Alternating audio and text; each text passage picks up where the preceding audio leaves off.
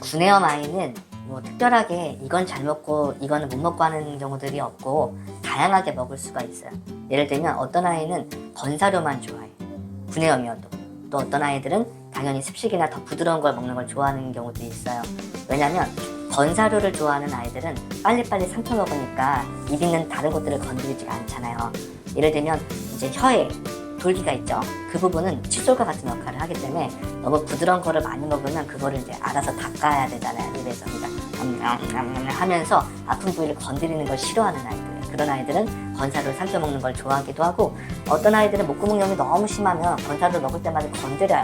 아프겠죠. 그러니까 좀 부드러운 걸로 꿀떡꿀떡 삼키는 걸 좋아할 수도 있는 건데, 결국은 구내염의 정도죠. 심각한 정도에 따라서 또 달라지기도 하는 거예요. 우리 아이는 구내염인데 건사료도 습식도 다 잘 먹어야 하는 친구들도 있을 수 있는 거죠. 결국 어떤 거를 무조건 구내염에서 가장 좋은 음식이다라고 말할 수는 없고, 잘 먹을 수 있는 것들을 맞춰서 찾아야 되는 거예요. 그건 달라지진 않아요. 이건 되게 큰 고민이기는 해요. 구내염이라고 하는 거에 정의해서 보는 건데, 아직까지 원인이 밝혀져 있진 않지만 목구멍 뒤쪽으로 염증이 심하게 생기는 경우들 있죠. 여기에 발적이 생기는 것들을 우리가 다 구내염이라고 부르고요. 거기에 발적이 없어도 이 옆으로 점막 쪽으로 치아 쪽에 있는 잇몸보다 더 떨어져 있는 곳에 염증이나 기양이 많이 생기는 것도 구내염이라고 하거든요. 그래서 이제 이런 경우들은 구내염이 어디 부분까지 가 있는지에 따라서 다를 수 있는데, 보통 이제 정해져 있는 건 아닌데요.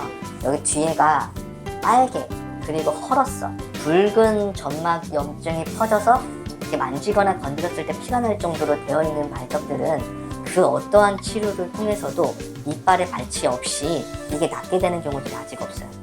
논문적으로도 없고 저희도 이제 굉장히 많이 해봤어요. 사실 너무나 아깝잖아. 이빨을 요거 조금 생겼다고 뽑아야 돼? 너무 아까워요. 그래서 안 하고 되게 다양한 치료들을 해봤는데 호전이 없어요. 그렇기 때문에 결국엔 발치를 해야 되는 거고, 그 부분에 대한 통증을 나중에 느끼게 될 수밖에 없다 보니까 정답은 없겠지만 빠른 발치가 빠른 힐링과 예후에 더 좋은 영향을 끼칠 수밖에 없다는 건 이제 분명하겠죠. 발치가 시작인 거죠. 이빨을 뽑고 나서 이 병변이 좋아질 수 있는 경우들이 100%는 아니거든요. 발치하고 나서 이 부분이 좋아지는 경우도 굉장히 많지만 질병의 진행 정도에 따라서 약간씩 다를 수가 있는 거예요. 너무 오랫동안 구내염을 앓았던 아이한테, 병변이 너무 심한 아이한테 여기를 뽑았다고 그게 싹 사라지는 경우들이 과연 100%인가? 당연히 아니겠죠.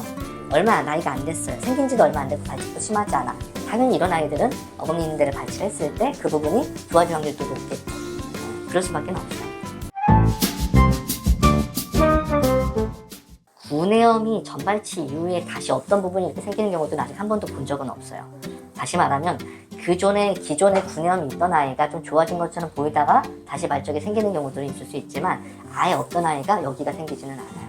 왜냐하면 그런 경우들은 대부분 치아가 있는 상태에서 치태나 어떠한 이제 세균 관련된 부분들과 바이러스와 면역세포의 복합적인 염증 반응이 유발되면서 뒤쪽으로 뭔가 이제 증식성, 궤양성 병변들이 나타나는 거기 때문에 치아가 없는 상태에서 생긴다, 이건 좀 조심스러운 말이겠죠.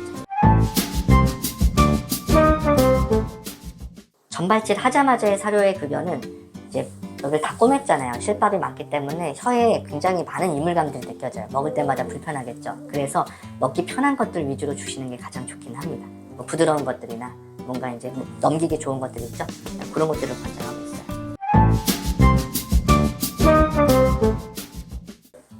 애매하긴 하지만 안 먹는 것보다 뭐라도 먹는 게 낫고, 또 전발치라고 하는 경우들은 이빨을 발치하고 잇몸이 꼬매놨기 때문에 정해진 시간이 지나면 힐링이 다 된다는 거죠. 발치한 부분들이 다 아물기도 하고 잇몸도 아물겠죠. 그런 것들은 아무리 길어도 4에서 5주예요. 그 기간 이후에도 통증을 느끼는 건 남아있는 점막이나 구내염의 염증 때문이지 치아 통증 때문은 아니겠죠. 그러니까 그 기간 동안은 지나가요. 지나가는 기간 동안에는 음식도 잘 먹이고 해야 되겠죠. 입을 벌려보는 거예요. 입을 벌려보고 잇몸을 들춰보고 확인을 해야겠죠. 이게 집에서 안 되는 경우들이 많겠죠. 그러니까 이제 근처에 있는 병원에 가셔서 입을 확인을 해보고 검사를 받아보고 나서 진단을 하는 게 가장 좋은 방법입니다. 아니죠. 구내염에 걸려 있을 상태에서 침을 흘린다는 거는 굉장히 통증을 많이 느끼고 있다는 거예요. 그거는 구내염이 아니더라도 심각한 치주염이 있거나 치아에 굉장히 통증이 많이 느끼는 것들 있죠. 그런 다양한 거에 의해서도 침을 흘릴 수가 있는 거예요. 구내염의 정도가 심해져야 침을 흘린다라고 보셔야 되죠. 구내염이 원인이 밝혀져 있지가 않아요. 그렇기 때문에 이것 때문에 뭐가 생겼다, 이것 때문에 뭐가 있으니 얘를 막아야 된다, 이런 정해져 있는 것들이 없어요. 근데 구내염이 걸린 아이들의 굉장히 많은 아이들이 높은 확률로 다 칼리시바이러스에 감염이 되었기 때문에 주변의 다른 아이들한테 그 바이러스의 전파가 타액을 통해서 전파되다 보니 음식이나 물이나 뭐 같이 그루밍하는 것들을 통해서 전파가 가능하다는 거예요. 그래서 그런 부분들에 대한 제한 때문에 격리를 하거나 하는 것들인데, 이거는 사실 같이 살고 있는 고양이들 사이에서는 명확하게 완벽하게 막을 수 있는 방법이 없어요. 우리도 가족들 같이 사는데 누가 코로나 바이러스 걸렸어요. 이제 격리를 하긴 하겠지만 그 격리만으로 완벽하게 제한할 수도 없고 얘네들한테 마스크를 씌울 수도 없잖아요. 그렇기 때문에 뭐 그것들은 우리가 원하는 만큼의 차단이 될 수는 없을 것 같긴 해요. 스테로이드는 이제 염증이 너무 심하고 아프니까 밥을 못 먹기 때문에 약을 쓰는 거예요. 통증을 느끼고 밥을 못 먹는 상태에 됐을 때 그 어떤 것들도 먹을 수가 없다면 결국은 굉장히 많은 확률로 뭐 체중이 빠지거나 뭔가 이제 몸의 면역이 떨어질 수밖에 없겠죠. 스테로이드가 치료제는 아닌 거예요. 증상을 완화시키기 위해서 치료하는 것들인데 장기간 오랫동안 쓸 수밖에 없는 상황이라고 하면 그런 경우들은 차라리 발치해서 치료를 해주는 게 낫겠죠. 일부 논문에서 얘기하고 있는 것들이긴 한데 많이 살고 있는 동거묘들이 단일묘보다 구내염의 발생 비율이 7배 정도 높다라고 나와 있어요.